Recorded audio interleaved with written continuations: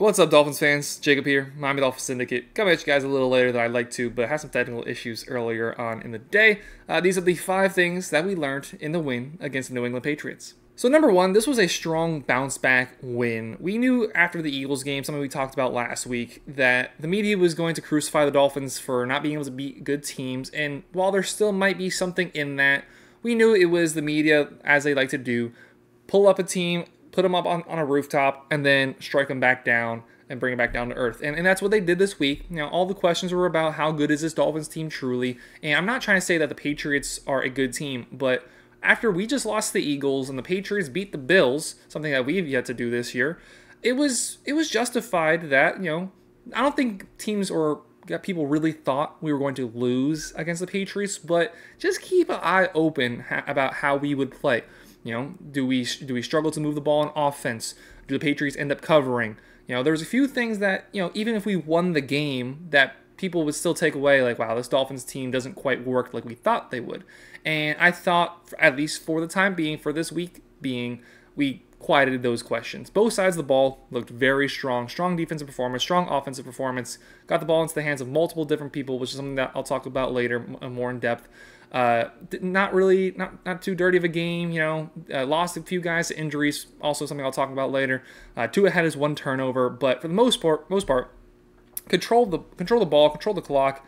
Had just under 400 yards on offense, where you look at the Patriots team, just over 200 yards on offense.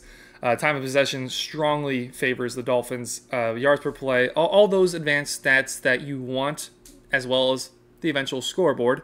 All in the way with the Miami Dolphins. 4 different touchdowns, Tua threw a touchdown, Tua threw 3 touchdowns rather, and then Raheem Mostert got in the end zone.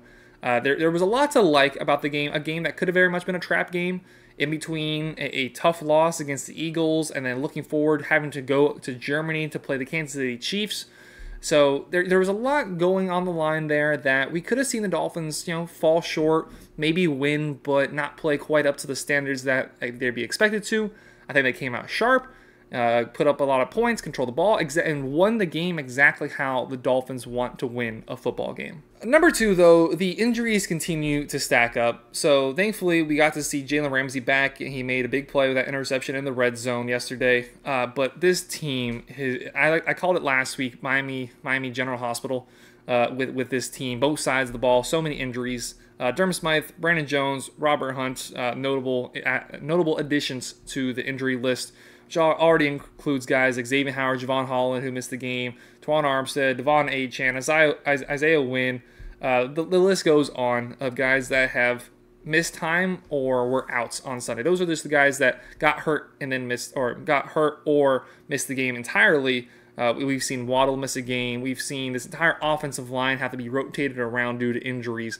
Now, all teams have to sustain injuries, but you can't really argue against how big the injuries have been on this Dolphins team in very key areas. On the offensive line, in the secondary, you know, when you're looking outside of quarterback, we've had issues at wide receiver, Craycraft, Ezukama, Waddle have all missed time. You're looking at your most important positions. Thankfully, this year, it hasn't been at quarterback yet. Fingers crossed, prayers up that doesn't happen at any point this season. But all over this team, plagued with injuries. This bye week can't come any sooner. We might be getting Javon Holland and Xavier Howard back for this game, and then on the other side of the bye, getting Teron Armstead and getting Devon Achane, as well as maybe River Craycraft or Eric Ezukama back. So this team is going to get healthier as long as we get out of Germany, get this game against the Kansas City Chiefs without any major injuries, without any serious long-term injuries to serious players. I feel pretty good, but it's just something that's been lingering all year round with this Dolphins team. Number 3, the defense continues to improve. So earlier on in the season, we were looking at this Dolphins defense and wondering what was wrong with it. And there was legitimate questions to ask about this defense. But in recent weeks, even in that Eagles game where, yeah, they crossed 30 points and they looked like they did mostly whatever they wanted to. But given the personnel we had, the position group, which was the healthiest, which was defensive line, played well. Secondary, which was beat to crap, didn't play so well. It makes sense. Yesterday we get Jalen Ramsey back, gets an interception. That defensive line continues to play very well. Bradley Chubb is quietly having a very strong season. He now has 5 sacks on the season. He's got 3 games in a row with a sack. He was also joining the sack department with Jalen Phillips, who got one at the end of the game, as well as Christian Wilkins. So your 3 best defensive linemen all get a sack, and then your best secondary piece gets an interception. Only holding the Patriots to 17 points. One of their touchdowns was on the interception from Tua, so they're set up at very close proximity to the end zone. The Patriots only had 1 serious drive the entire game. So this defense, we're now starting to see it materialize. This is a bad offense that we got to see, and an offense that sustained some injuries. Devontae Parker, we saw him go down. Hope the best for Devontae. Hate to see former Dolphin players get hurt, even if they're on a team we like to root against. Kendrick Bourne looks like he's out for the season with a torn ACL. So not a great offense, and then did see quite a few players go down on their offense. However, with the tools that we're still given, the tools that we have, which we're still not at our full allotment of secondary pieces. Nick Needham was out there, didn't play a lot of snaps. Xavier Howard, Javon Holland obviously missed the game. So there's a lot to gain from where we're going on this team. Like I just talked about the defense, there's still a lot further that we can see this defense develop and this team as a whole develop. But as we're seeing it the last few weeks, I really like development of this defense.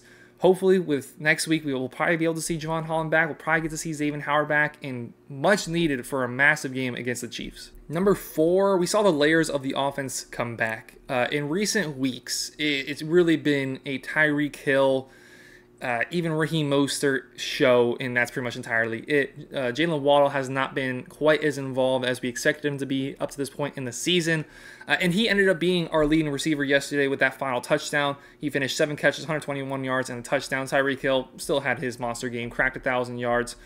First time since, the 60s or 70s that a guy has 1,000 yards by week 8. Very much on track to finish with 2,000 yards on the season and break Megatron's record. 8 catches, 112 yards, a touchdown. Raheem Mostert, 13 carries, but we saw Jeff Wilson get a bunch of carries. He was the most efficient runner, 4.6 yards per carry, 23 yards on the ground. He also got involved in the passing game with 2 catches for 14 yards. We saw Savon Ahmed get a few carries, but we also saw Savon Ahmed get 4 catches for 16 yards. Durham Smythe, I think it's been a couple weeks since he's had a catch in general. 3 catches, 28 yards. Another guy who's hurt, hope he's okay. Chase Claypool got the crowd hype, and it was something that I was very excited to see. How is he going to perform when he's asked to? He's just been out there kind of running routes, blocking as a decoy, but when his number is called, what is he going to look like? Because everything with Chase Claypool has all been mentality that he's had a lot of criticism about when he was on the Steelers, when he was on the Bears, and now everyone's saying that he's going to be a locker room cancer coming over to the Dolphins, and I'm just curious, let the kid show what he can do. He's on the team. He's wearing aqua. I'm going to hope that he has the best time of his life. I'm hoping this will be the best version we see out of him. And he only had 1 catch, but he catches the ball, 20-yard line, whatever it was, and then he fighting through 3 or 4 Patriots, gains 3 more yards, and then gets up, looks through the crowd, gets excited. That's exactly what I want to see from a guy who's trying to earn his spot basically back into the NFL. You get traded away, you swap a 6th and 7th round pick. Virtually he was cut. It was just, hey, does anybody want him, and what will you give for us? That's where Chase Claypool is at currently in the NFL. And he hasn't done much. This is his first catch as a Dolphin. Did a lot more of the dirty work over the last couple weeks. And now he gets his opportunity, makes the catch, fights for some yards, and is excited. Brings some energy. So he got involved. We saw, who got that touchdown? Cedric Wilson got the touchdown. It was just 1 catch for 1 yard, but he got in the end zone. Let's see, 1, 2, 3, 4, 5, 6, 7, 8, 9, 10 different Dolphins with a catch on Sunday. 4 different with carries, 2 of being one of them. The ball was spread around, and that's what this offense needs. The defense needs to be worried about every single player lining up on offense. Okay, you got Tyreek Hill. Okay, you got Jalen Waddle. Okay, eventually, who's got Devon Achane out of the backfield? Okay, Chase Claypool, he's producing now. Who has Chase Claypool? They have 2 running backs in. What are they doing? What's Raheem Mostert doing in the slot? Now he's in the backfield. We want to confuse defenses. The way for this offense to work at its best is the defense is sitting back and has no idea what's coming at them. All the pre-snap movement, lining Tyreek Hill up as a tight end and then spreading him outside. There's just so many layers to this offense, so many things that this offense likes to do, and it operates at its best when you can rely on every single player on the field to make a catch and make a play. I mean, we saw Julian Hill make his first catch yesterday. Braxton Berrios, only 2 catches, 8 yards. We saw him finally make some returns. There's so much opportunity for guys in this offense to thrive. And yesterday, 10 guys making a catch, 4 guys making a carry. That this is what the offense needs to be and where it's at is best going forward for the rest of the season. And number 5, just like we always like to end it on, looking forward to next week. A great opportunity to prove yourself. We saw so far this season where we're 2-1, or sorry, no, just 1-1 in standalone primetime games, 2 Sunday night games so far. Won the game in New England, lost the game in Philadelphia, and now another road, not primetime, but standalone game, 9:30 in the morning over in Germany against just Patrick Mahomes and the defending Super Bowl champs, who were just embarrassed by the Denver Broncos, a team that nobody likes to lose to. We beat them by 50, and the Broncos beat them by 20 or whatever it was. That's obviously not the Chiefs team at their best, and they're going to play better football at some point in the season, and it might be at the Dolphins' expense next week over in Germany. The Dolphins, we've seen this narrative over the last few weeks that the Dolphins cannot beat good teams. This is a good team, but it is beatable. This might be the best Chiefs defense we've seen in their entire reign. However, this is, I'd say, certainly the worst offense that they have. Obviously, no more Tyreek Hill. I like Isaiah Pacheco as a runner, but they have not, outside of Travis Kelce, found a true number 1 option. We think Rashee Rice is. Over the last few weeks, it looks like Rashee Rice is. I say true number 1 option outside, true number 1 as a wide receiver. Need to see a little bit more out of him. Had a good catch and run last week, and I think it is going to be him. But it's just a bunch of guys. A bunch of guys that you're playing Patrick Mahomes with Andy Reid as your head coach. You think that some of these guys would look better than they do, and that just hasn't been the case. So this offense is vulnerable. This offense, is as beatable as it has been when they had Patrick Mahomes as their starting quarterback. They've been as one-dimensional as they have been with Patrick Mahomes as a quarterback. He was sick on Sunday, and that definitely adds an element to it. They were expecting bad weather. The weather was virtually fine as far as I could tell watching on TV. They're beatable, but they're still the Chiefs. They've still won 2 Super Bowls recently. Patrick Mahomes is the best player in the NFL. Andy Reid's the best coach in the NFL. You can't go in there expecting to have a team that was not able to get in the end zone against the Denver Broncos. That's not going to be the case, but it is a beatable team. It is a very good team, but it is a test for the Dolphins to just break down some narratives and also go into the bye week 7-2. That's beginning of the season. You said we're 7-2 at the bye week. Shake your hand. I'm taking it. That means we have beaten one of, which obviously is going to be the case. It means we have beaten one of the Bills in Buffalo, the Eagles over in Philadelphia, and then one over against in Germany against the Chiefs. That means we have won at least one of those. When I looked at the schedule at the beginning of the season, I marked each one of those as a loss. And I think most Dolphins fans would too. If you walk away before the bye week with a win against any of those, bonus.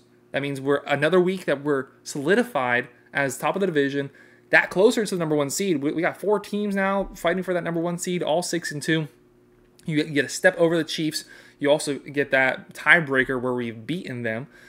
So big, massive game. Can't understate it enough, but I don't have to be the one to tell you guys that. Anytime you're playing the Chiefs, anytime you're playing as a standalone game where whoever is awake and not in church is watching.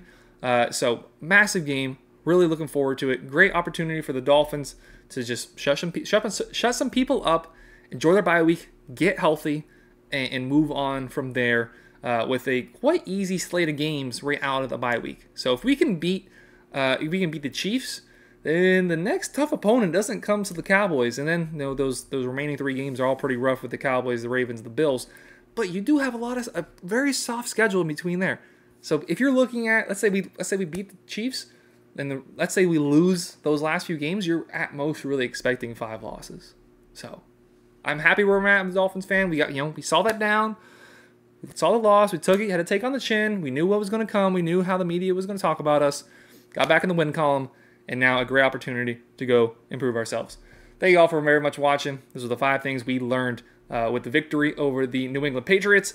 Make sure to hit that like button. Please hit that subscribe button. Let me know anything down in the comments that you learned from the game. Were you there at the game on Sunday? I was. The place was absolutely electric. Thank you all very much for watching. Have a great rest of your day. Take care, everybody.